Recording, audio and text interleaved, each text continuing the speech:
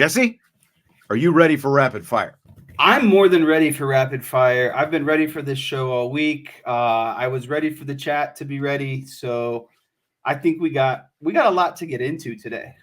We do. We've got a long list. Rapid fire went for like an hour yesterday. Brent Smith has been here waiting for you, stalking you, so he's ready to mix it up That's what with I you mean. in a little bit. So there's a lot that we can get to today. Let's start with this though. Sam Hartman, Audric Estime, Joe Alt, Blake Fisher, Javontae Jean-Baptiste, JD Bertrand, Marist Liufau, and Cam Hart all got NFL scouting combine invitations today. Which of those former Notre Dame players has the most to gain at the combine? Yeah, when you start looking at this list, I think three guys very clearly come to mind when talking about who has the most to gain. I think Javontae Jean-Baptiste, Blake Fisher, and Sam Hartman would be your kind of top three guys who have the most to prove. And I think at the top of that list would be Javontae Jean-Baptiste.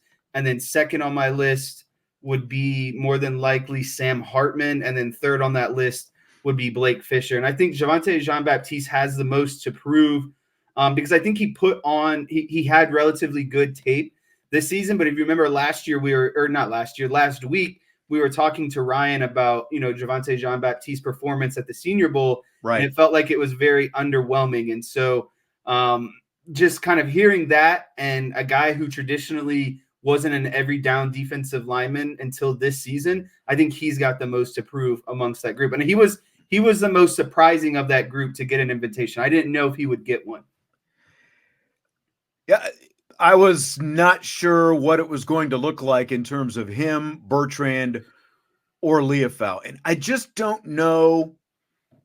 Like, Bertrand and Liufau are very curious to me. I don't know how much they necessarily have to gain. I think that they can both probably test really well. Yeah. But I think with them, it's what's on film that's going to go the farthest for them. So I don't know how much they can necessarily gain by this thing. I think you're right about Jean-Baptiste because of that Senior Bowl, maybe a lackluster, if that's the way, if that's what you want to call it.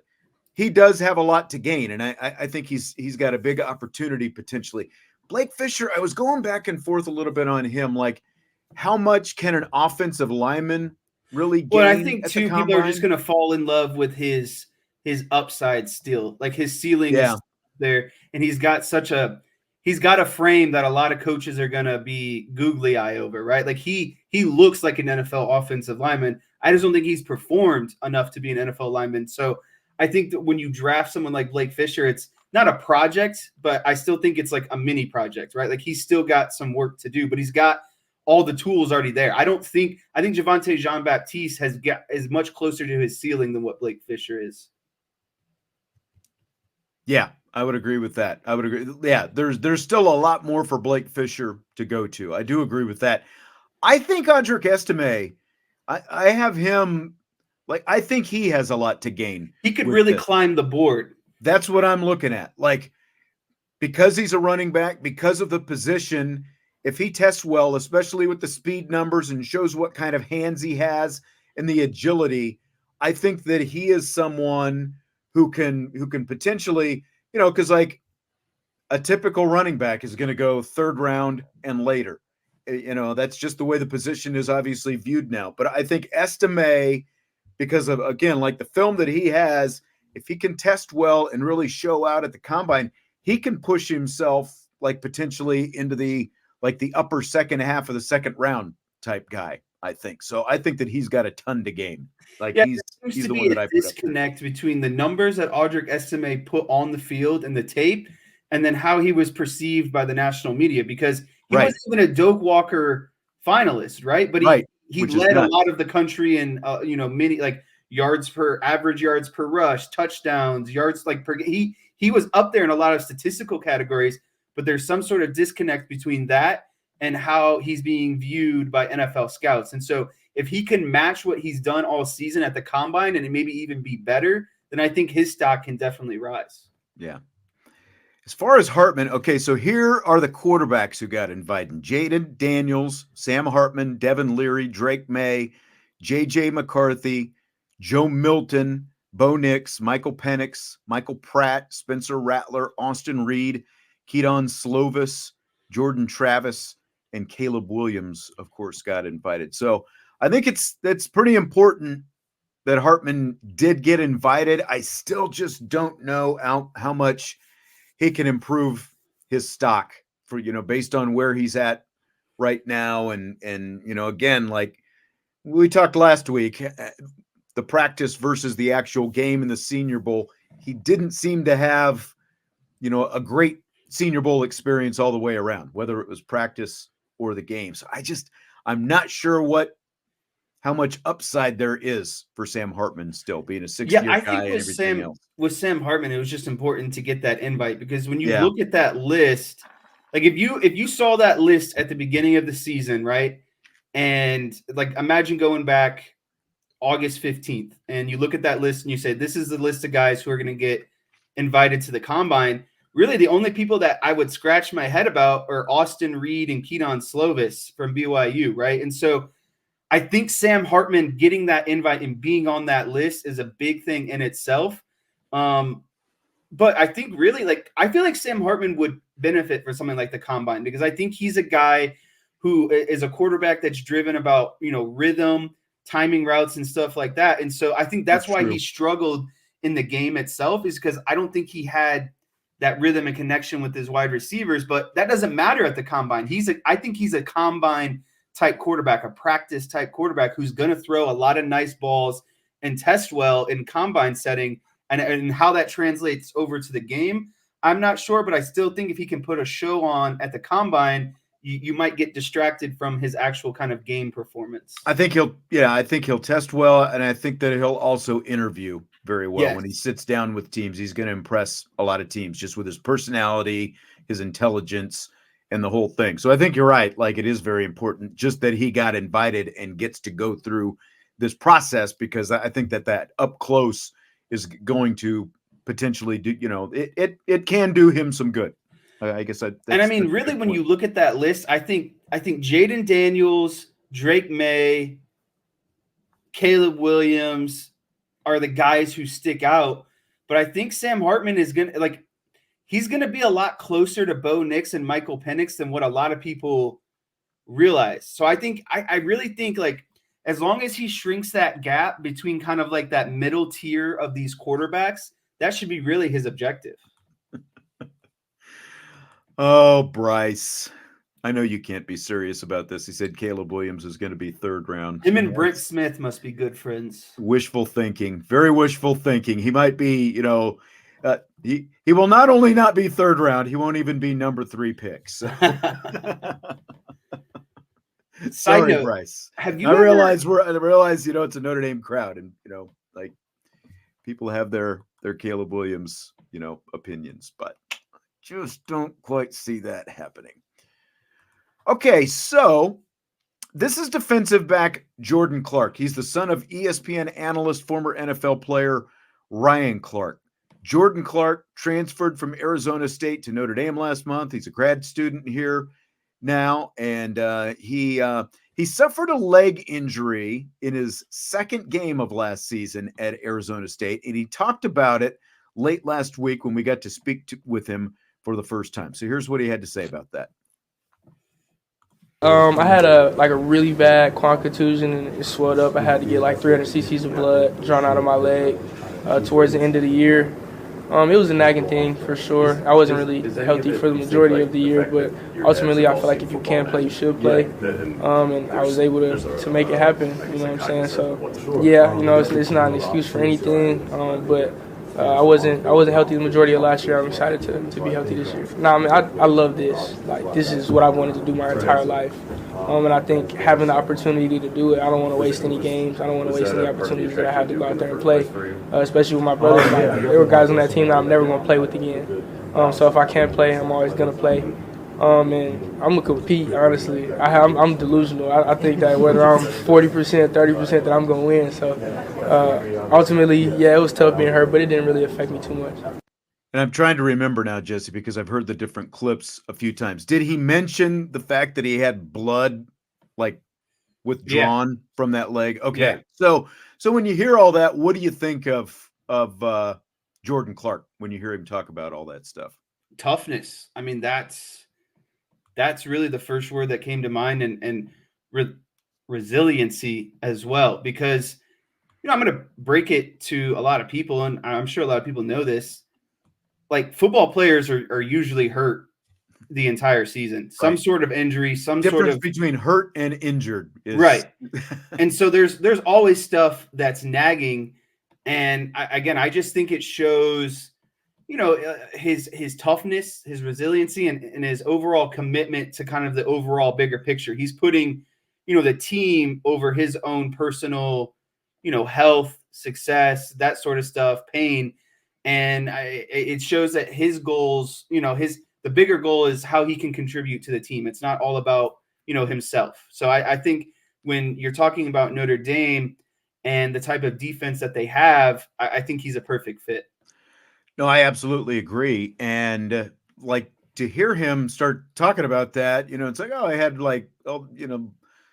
blood withdrawn and deep thigh contusion and all that different kind of stuff. And I think it makes you look at, like, when you start to look at his film from last year, which was solid, not necessarily spectacular, but, really good. And he's obviously very experienced. But then you throw that into the equation, the fact that he played the last 10 games with all that going on, and the fact that they did have to do that to his leg, while he's going through that, it definitely, again, this is the son of Ryan Clark. You see Ryan Clark on TV all the time. So I think you automatically sort of, and he talked about this as well, that's automatically going to change sort of how you look at this guy. He's the son of an NFL player and all that kind of stuff. So you start going, well, is there entitlement, or, does he work for what he's got? And then you hear, again, like him going through this kind of stuff. And it just really, I think, makes you appreciate a guy like that even more. Like, and we know that there were guys for Notre Dame who were going, who played through injuries / being hurt, again, to whatever degree that you want to call it. But you bring a guy in with that kind of toughness factor, and he's got all these other intangibles that go with it. I just think that that's nothing but good. It's the kind of guy that you want on your team, especially when you hear him, talk like that. It's like, look, I want to be out there. This is what I want to be, this is what I want to be doing. And you hear him say that, and I think it's pretty cool. You got a guy like that you add to your team. And again, you look at his play a little bit differently, knowing that he was playing through that kind of stuff last year. So here's Clark on the pitch that Notre Dame made him when he made his visit to Notre Dame in December, when he was deciding on where he was going to go. They just had it all set up to show me that why I fit in their defense. It wasn't like they were just coming to get me because I was a guy in a position of need that had hit the portal. They wanted to let me know that it was specific to me, like I fit the role. And I think that kind of attention to detail and them really knowing me, having really studied and watched my film and showing me how I fit here, that meant everything to me. So, that, and then Coach Golden being in the NFL, all the knowledge and things that I can take from him while I'm here, it was a no-brainer. And I thought that kind of adding on to that, it wasn't part of this clip, but he talked about it in a shorter, little thing later. They put clips of him and Thomas Harper side by side when they were sitting down with him and showing him, like, this is you, this is what Thomas Harper was doing for us. This is how we see you, fitting into the defense, because he's going to play the same position, that nickel position. So again, what do you think when you hear Jordan Clark talk about that? Yeah, I think that Notre Dame is doing a tremendous job of, they're not just going to the top talented players in the portal and be like, we need you, right? They are going and showing, giving a presentation, I guess you could say, of why this player fits into their scheme. And I think that it goes a long way with players, because it shows that you put the time and effort in to give them specifics about how they're going to fit, and not just a bunch of blanket statements and ultimately maybe even lies, right? This is, you're the top rated player. This is how it's going to fit. They're giving him specific examples based, like I said, a presentation, PowerPoint presentation on how it's going to go. And I thought another key thing that Clark said was, he added on that, without Golden's NFL experience, that was a big deciding factor as well. Yep. And I think that goes for more than just people than Ryan, or for people more than Clark, right? Because and I think that's why Al Golden is so important to Notre Dame and their success recently is he's running a scheme that's going to translate to the NFL. And if these guys have aspirations to go to the NFL, you want the best shot at success at the next level. And so when you combine, Al Golden's experience, you combine that Notre Dame has done their homework and shown this guy, hey, this is you side by side, someone else in our defense, and this is why we think you're going to be better at it. Right. It's just like, how do you say no to something like that? Yeah. Like listening to it, because RJ Oben talked about some of the same kind of stuff about how when he came in, that Al Washington and Marcus Freeman were sitting down with him and showing him, like Javontae, Jean-Baptiste kind of stuff, because that's where RJ Oben is going to play, same side, the strong side defensive end. And, again, like the same with Jordan Clark, the fact that they're not just, like you said, they're not just saying, hey, let's go, like, here's this guy looks pretty good, let's go see what he's got to offer. They're already prepared for him. They've talked about it before, that like you can't wait until these guys enter the transfer portal and then start doing your homework.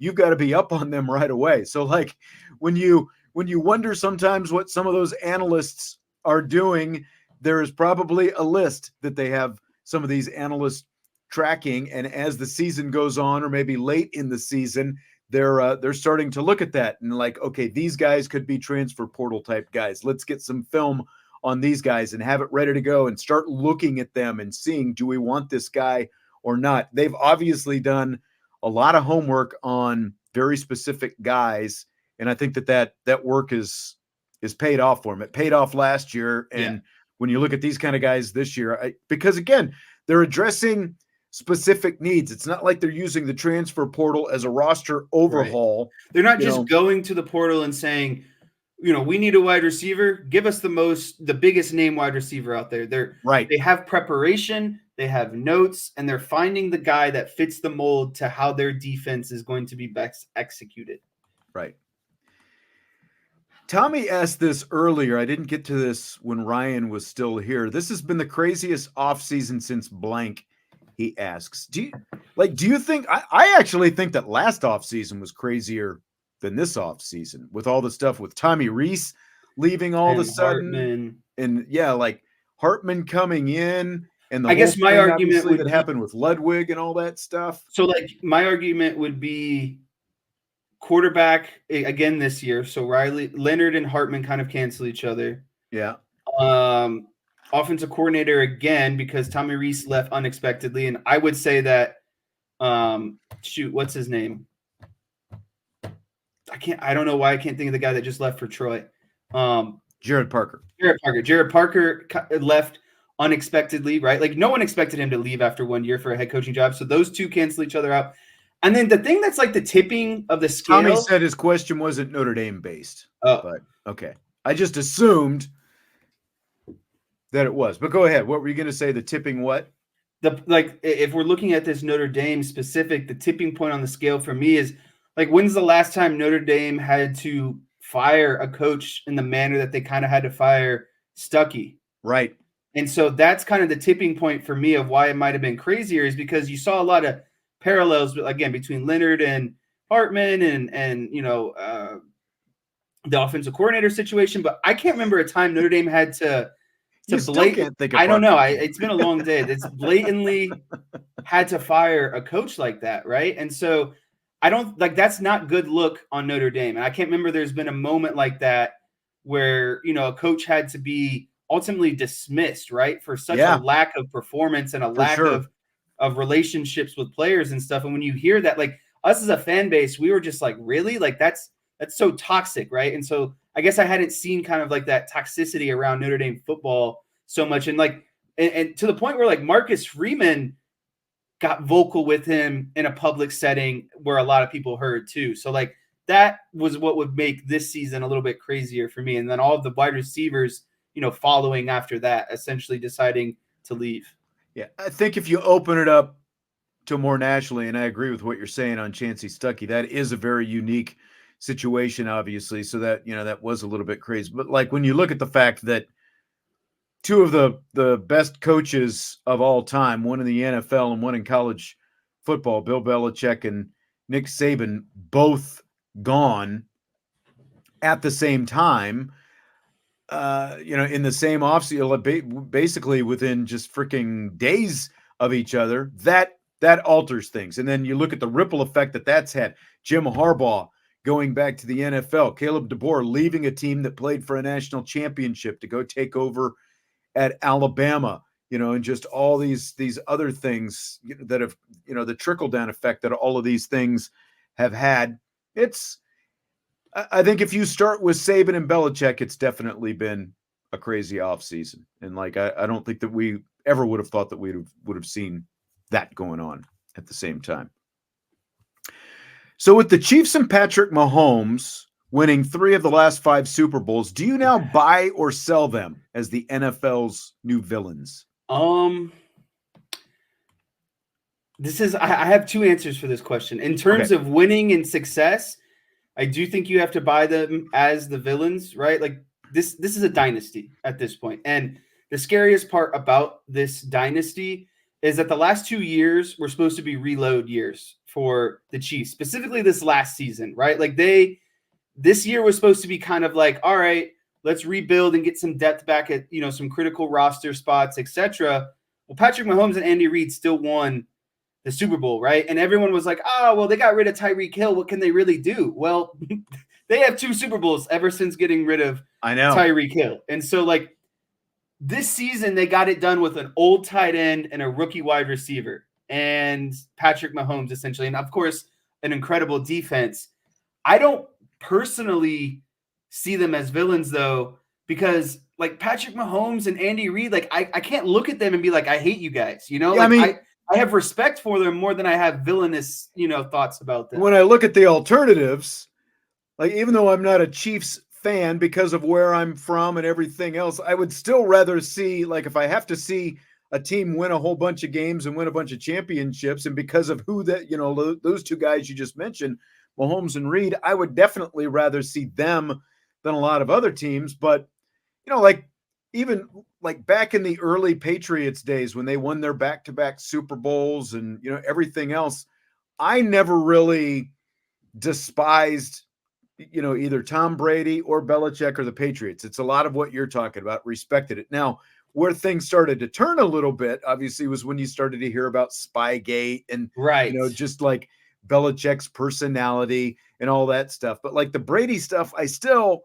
like never really minded that much, and I realize, like Vince would, be out here wanting to strangle me for saying that since he's a Michigan guy and all that. So they obviously, but it was much easier, I think, because of Belichick for them to become the NFL's villains. But I mean, it basically, it happens with every team that becomes a dynasty. The more you win, you're going to have, just like with Notre Dame, you're going to have your share of the bandwagon fans, but you're also going to start building a lot more haters because everyone wants to be, like, I guarantee you, Buffalo doesn't see, Buffalo already sees Patrick Mahomes and Andy Reid as the villains, right? And some of these other teams, like San Francisco is probably feeling it right now. I don't know if Brent is still here or not, but they've lost 2 of these Super Bowls to them. So, me personally, I don't necessarily see them in that light, but I do think because they have now won 3 in 5 years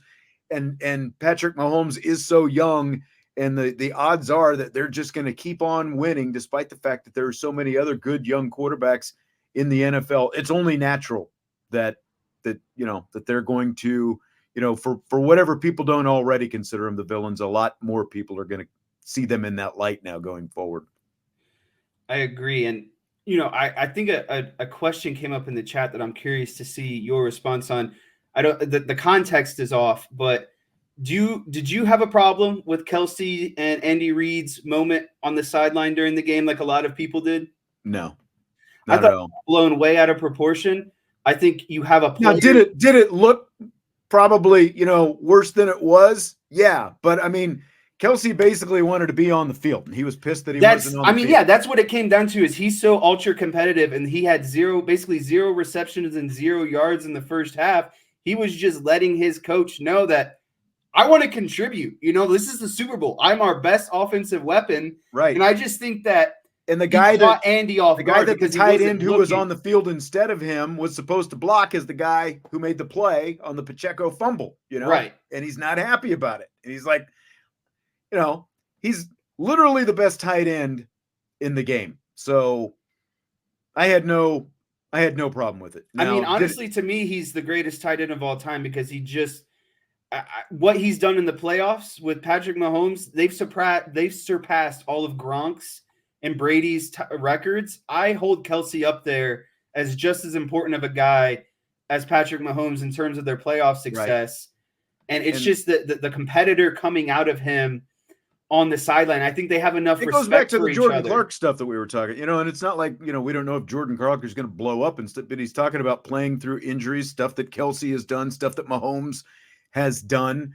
But like, you want guys who want to go out there and compete. And obviously Travis Kelce wants to go out there and compete. And that's what that was about. And like Chief Brody says, I would have punched the guy in the face if he talked to me like that. Well, that's why Andy Reid is where he is right now, because he has the kind of personality. He's had those kind of things happen in the past.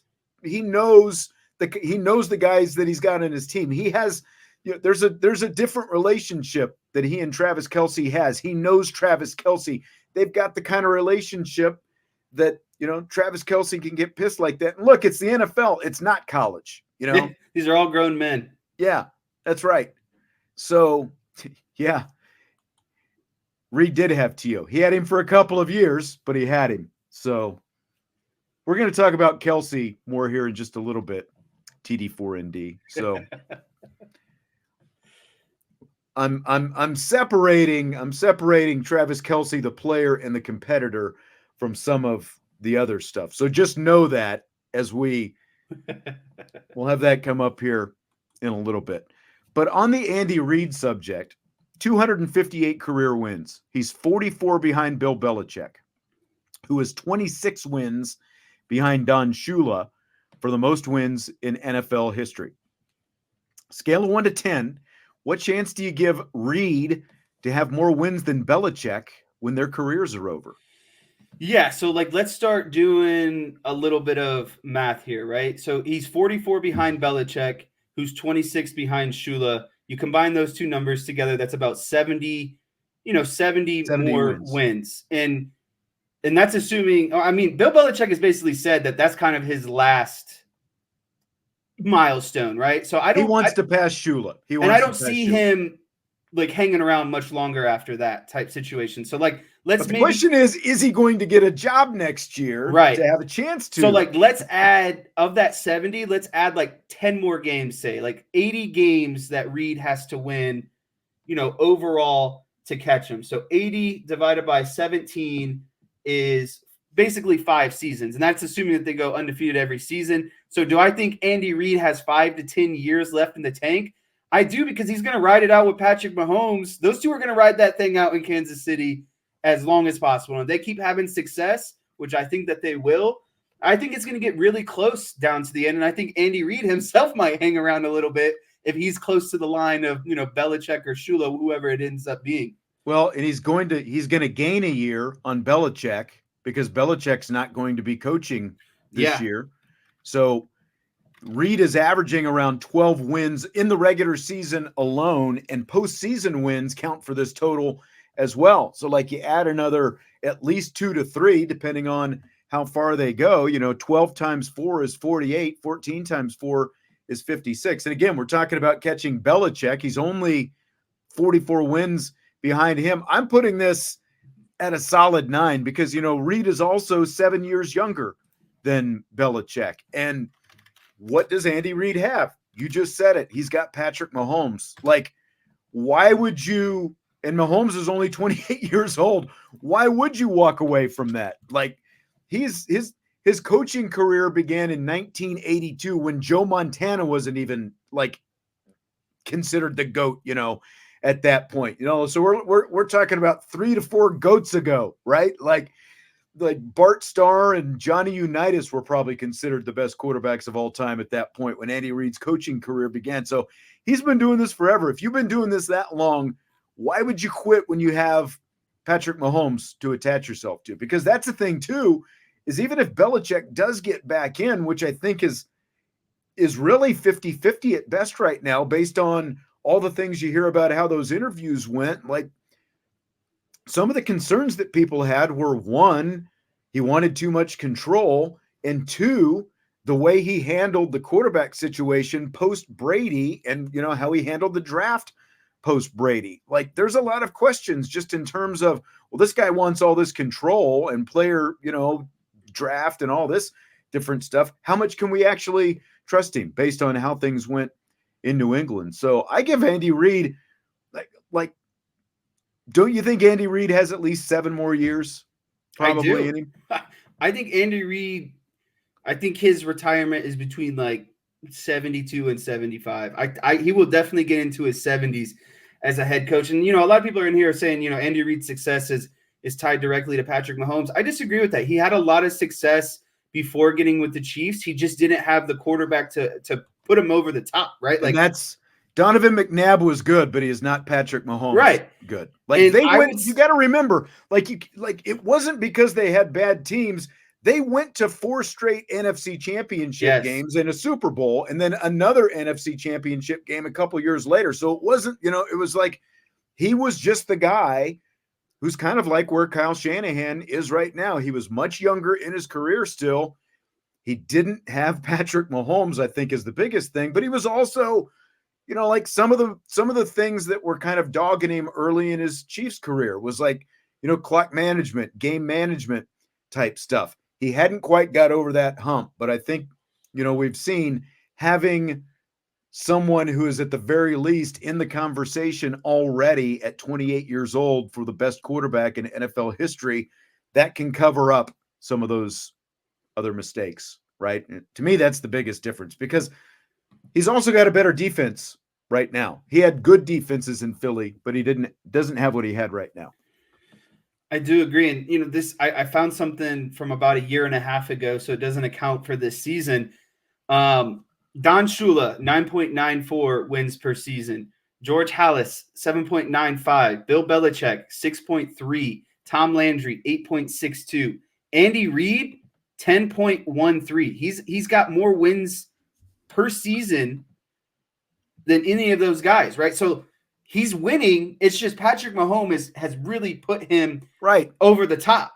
And remember, I don't think that you can say that that's a kryptonite. That's just a good marriage of the two, because Patrick Mahomes isn't good without Andy Reid either.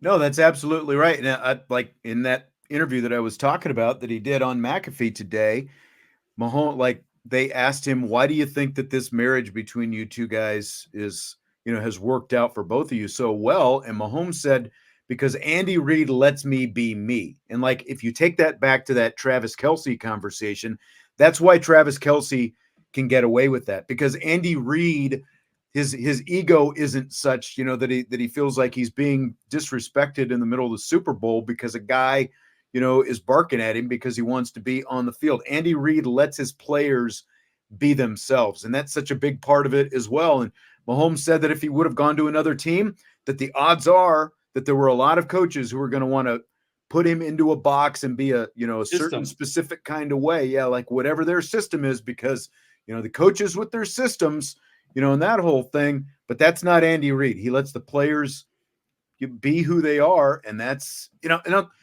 what I was getting ready to say is, don't forget, I think it's 8 division championships in a row that they've won right now. And the first, at least 2 or 3 of them were with Alex Smith. Well, that's before Patrick Mahomes ever showed up. He was winning with Alex Smith. Right. They were winning those divisions, but again, they weren't going anywhere in the playoffs until they finally got Patrick Mahomes. That's when things changed, is when they got Patrick Mahomes. Did you see that bit? Alex Smith said he was aware that Andy Reid and the gang were scouting Patrick Mahomes long before the draft. They had kind of similar how to Notre Dame was doing with RJ Oben and Jordan Clark and, all these players that they're getting out of the portal, they did their homework on Patrick Mahomes. And as soon as it wasn't a matter of it was Patrick Mahomes going to replace Alex Smith. It was just a matter of when, right? Like they had their guy. Andy Reid knew that this is the guy that he wanted for his team. And I don't know. I think that goes a long way. Like Andy Reid called his shot, essentially, in my opinion. Yep. So probably the most underrated aspect of this year's Chiefs team is Steve Spagnuolo's defense. They held Brock Purdy to 255 passing yards, 60% completion percentage. Brent Smith getting in here just in time. My question, do you see any similarities between what the Chiefs do and what Al Golden's secondary does, Jess? Yeah, I actually have did you bring whiteboard for the people? Yeah, I came with a nice graphic for some Jesse players. brought whiteboard. I had a lot to do today, but we still got it done. Go ahead and pull that up for me. Can you see this nice and clear? I would zoom in a little bit. Is that a little bit better? A little bit better. I had to blow up my screen, but okay. Wow. So, there's a lot of numbers there. Yeah. So I want you to look at far left. That'll give you some better context. That's opponent. And then next to the opponent is the 49ers. So this is every game from the 49ers this season. And so, when I was watching this game, it felt like the 49ers were expecting zone coverage on the back end of a lot of Kansas City's blitzes, which was really smart, based on some tendencies. So often Debo was the primary read in the drop back game, right? But the problem is the Chiefs were playing man while sending extra pressure, and they have great corners on the back end who were able to really just stick it, to Debo. And so what this is looking at is I have some numbers highlighted in red, and those are the important numbers. And what this is showing is in the bottom left here, the Chiefs played cover 0 against the 49ers on 21% of the snaps. They played cover 1 40% of the snaps. So altogether, they were playing man 64% of the time against the San Francisco 49ers, but they were doing this while showing zone, blitzing, and then playing a lot of man on the backside of this. So the question is, how does this relate, to Al Golden? I think this directly relates to Al Golden because what does Notre Dame have? They have tremendous corners, and what does Al Golden like to do? He likes to bring pressure and play a lot of man and cover 0. And this is why it worked against Brock Purdy and an inexperienced quarterback, in my opinion. Brock Purdy didn't know how to handle those pre-snap looks of getting zone and being able to adjust to man while also having pressure in his face. And that's what we see Al Golden do so much with Notre Dame is he is bringing a lot of pressure and playing man on the backside of it, but also showing zone pre-snap. And if you start thinking about it, what game does that remind you of? That reminds me of the Caleb Williams game against USC this season where he threw all the interceptions. He was getting pressure in his face, and Notre Dame was playing man on the backside of it, but showing zone, up front at the line of scrimmage. And that's ultimately what led to Caleb Williams' downfall. If you don't have an uber talented quarterback like Patrick Mahomes and maybe Justin Herbert and, some of the top end quarterbacks in our league, you're going to give those types of quarterbacks a lot of trouble when you're bringing pressure into their face and they can't determine pre-snap what's going on. And so I felt that Brock Purdy in the Super Bowl game was the limiting factor. And if they had a quarterback that was a little bit closer to Patrick Mahomes' level, I think they would have won that game. But you have to give credit to Spagnuolo of showing a ton of zone pre-snap and then just honestly having the courage to run so much cover 0 and cover 1 on the backside while bringing blitz. And I just that just reminds me so much of how Al Golden runs this defense, because there's been times where I'm like, why is he blitzing on 3rd down? Why is he blitzing on 2nd down? But the more I think about it, it's the more confusion that you can provide to the quarterback pre-snap to post-snap. Brent begs to differ with you. He says Purdy was 12 of 18 with 135 yards and a touchdown versus pressure. He missed the touchdown to There were 2 plays towards the end there where they got pressure in his face and they had wide open wide receivers. It's because Brock Purdy didn't adjust the protection at the line of scrimmage because he thought he was getting zone and they blitzed him and played man. I don't know what else to really say about that. Yeah, I mean, I think Chris Jones would beg to differ with what Brent is saying, and I think McDuffie would beg to differ with what he was saying when you're right. He might have been 12 of 18 overall, but there were 6 incompletions, and of those 6 incompletions, a couple of them came on the most crucial drive of the game when they weren't able to punch it into the end zone, right? Yeah. Not saying that that he stunk all the time, but what you're saying, and Tony Romo pointed out some of what you're talking about, like they confused Brock Purdy just enough that it made him ineffective at times. That doesn't mean that he had a horrible game. I don't think anyone's putting the 49ers loss on. It was on just Purdy, a chess match the entire game. Yeah. The 2 biggest differences in the game were Patrick Mahomes and the Chiefs defense. Is what it comes down to. So, yeah. I just thought that those numbers were interesting because, again, I think Brent, if they were, he said they're 26th in pass protection. Okay, but they got to the Super Bowl. So, like, what? I don't know. I mean, Patrick Mahomes had arguably the worst tackle in the league, the most penalized tackle in the league. And I mean, they found a way to get it done. And the 49ers have an all-pro first ballot Hall of Famer, Trent Williams, at their left tackle position. So, I mean, it goes both ways. I'm not trying to sit here and diss any player. Right. I'm just pointing out what I noticed about. Again, the comparison was Chiefs defense to Notre Dame defense, and how you can confuse the quarterback at how times. You can confuse a quarterback pre-snap and pressure in their face, right, which what Notre Dame does so much of. Like we've even on this show said that, why is Al Golden blitzing so much? But after watching the game, seeing these numbers, it just makes sense that even if you're not getting home on the blitz, you're still rushing up, an errant pass. You're getting in the quarterback's face. You're changing his reads. You're making him think about things in a split decision, right? And so right, that's what Al Golden is so good at, is getting pressure on these quarterbacks and forcing them to make a decision. And okay, sometimes do those decisions, do they not work? Right. It's not going to be successful every time. But what Al Golden and Spags are both basically saying is we're willing to roll the dice and live with the 70% chance that it's going to work and the 30 to 25% chance that it's not going to work. Brent, come on, man. You're missing the whole point. This is not a knock on the 49ers. Like, you're a passionate 49ers fan, and that's how you're taking it. That's not even what any of this is meant to talk about, but you're a little bit blind right now because you're still pissed off that Kyle Shanahan sucks. And, I mean, that's what you were saying the whole show yesterday. So, and now we've got people chiming in about penalties. Like, do you remember the defensive holding penalty that helped out the 49ers, the defensive holding penalty on the Chiefs? Do you remember that? Like, yes. Would you rather see flags thrown all game?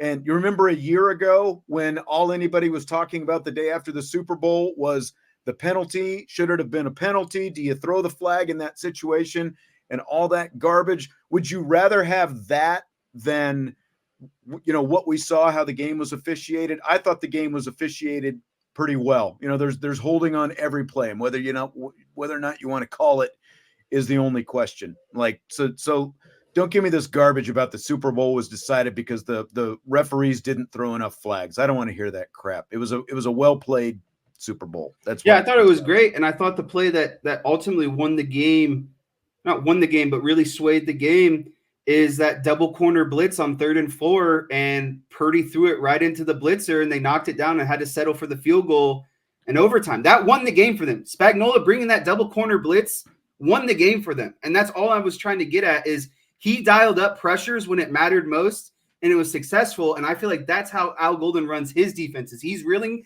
to roll the dice in high leverage situations and trust his uber talented corners on the backside, just like the Chiefs have uber talented quarters, and roll the dice and get pressure on the quarterback. That's all I was trying to say.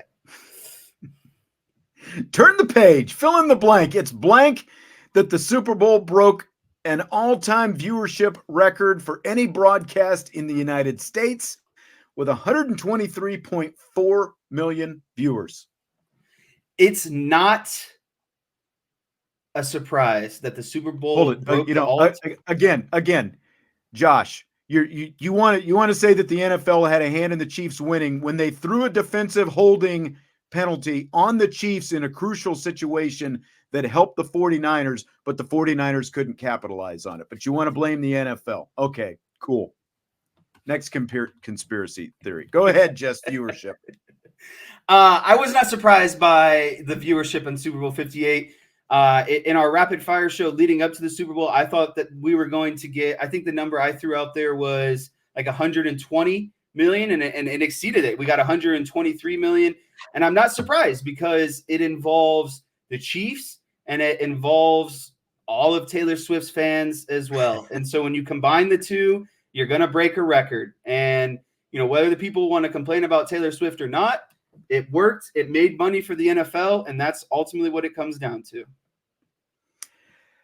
That's exactly right. You know, we were guessing our viewership on Friday. I believe I said in the 123 million ballpark. So I'll pat myself on the back for my guess. But, you know, all of the above, the Super Bowl every year is the most viewed game ever. And, you know, you throw in this Swift factor, and that had a major influence on it, you know, whether, you know, a lot of people want to believe it or not.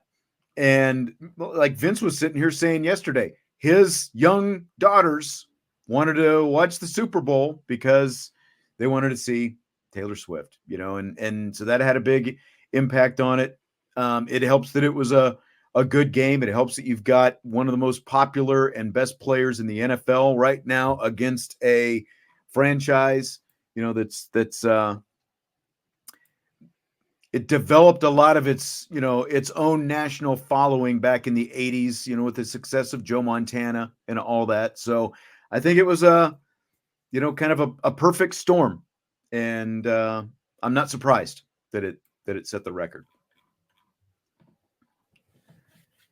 Chief Brody says it's a television program, doesn't feel like true competition anymore, to be honest. I mean, honestly, the way TV networks look at it, it's all just a television program, regardless of what sport it is. College football, NFL, NBA, college basketball, whatever it happens to be. It's all just a TV program to them, and that's really, you know, what it comes down to. Anthony says he would rather hear Cowboys talk or Cubs talk over Jesse over the Swifties. Well, guess what? Taylor Swift got a total of 54 seconds of airtime during the Super Bowl. 1% of the airtime during the Super Bowl. But people like Anthony can't handle it. Here's my question, though. Have you reached your fill of Swiftie or Travis Kelce exposure, Jesse? No, I actually love it. Like I saw this video of them, you know, doing their thing in the club afterwards, and then it pans over to Kelce's brother, who's just like going crazy with the DJ with his Rey Mysterio mask on. Like, that was hysterical. The Jason Kelce aspect of it when you throw him in. Right. I don't care. Like, it's I have them blocked on their names blocked on Twitter, and so I don't see tweets about them. But when I see the videos and stuff like that, like, I don't care. I think Kelce's like, if Kelce was my friend, like, we would get along. Like, I think Kelce is a sweet dude. I think he's good at football, and he'd be someone fun to hang out with. And now he's got a girlfriend that everyone's jealous of. So, like, I don't care at all, to be honest with you. I don't. It does not bother me. I honestly, like, I was saying this to Vince yesterday. The Kelce, like, I've almost reached Kelce overexposure, though. I think, like, why did he need to be up there on the stage after the game? It's not like he had a great game, right? He was literally up there to give them another excuse, you know, one for Jim Nantz to get him to do the, you know, fight for your right to party. And he throws in the Viva Las Vegas and all that kind of stuff. And I mean, it's literally to give him excuse to point the camera at his girlfriend. I was, and then I saw some of the stuff on social media afterwards. It looked like he was about to rip her neck off when they were making out, with their post-game makeout session. It's like, all right. But adding Jason Kelce to the mix now that he is, a civilian again, that is, I don't know. I've never listened to their podcast. Maybe I need to start listening to their podcasts. I don't know. See how it goes. Whiteboard wagers, Jesse. Do you have any whiteboard wagers? Lock of the day. Yeah, I came up. I have one lock of the day. I won't be as long as last time, but I'll kind of walk through my thought process and we'll get going here a little bit. So, okay, I specifically looked at the Kings versus Suns this evening.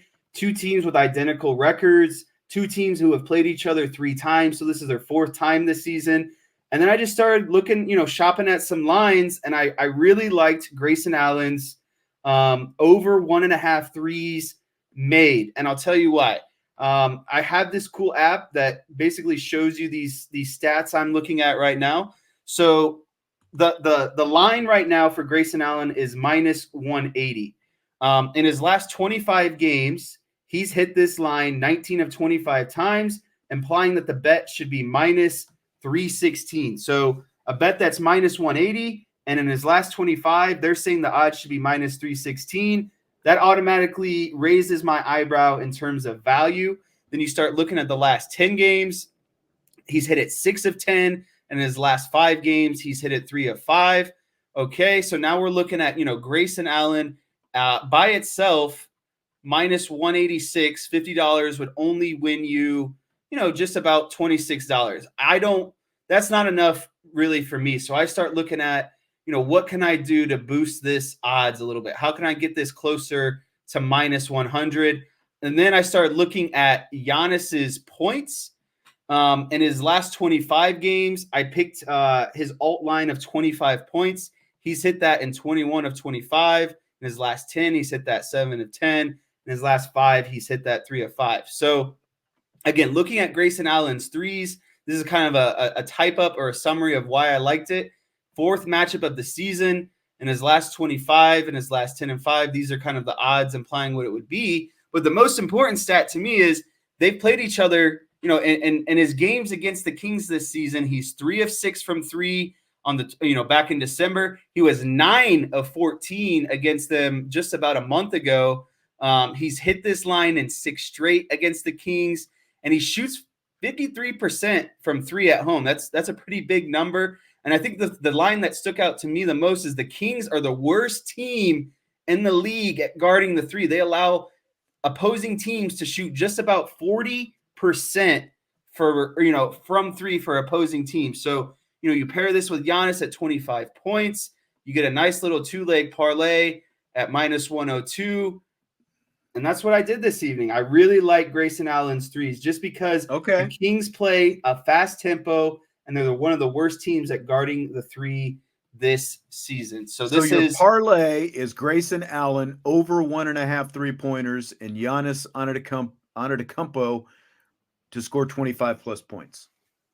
Yep. All right. There it is. And you're very confident in that. Very confident. $50 worth confident. All right. Giannis 25 plus and Grayson Allen over 1.5 3-pointers. All right. All right, good stuff.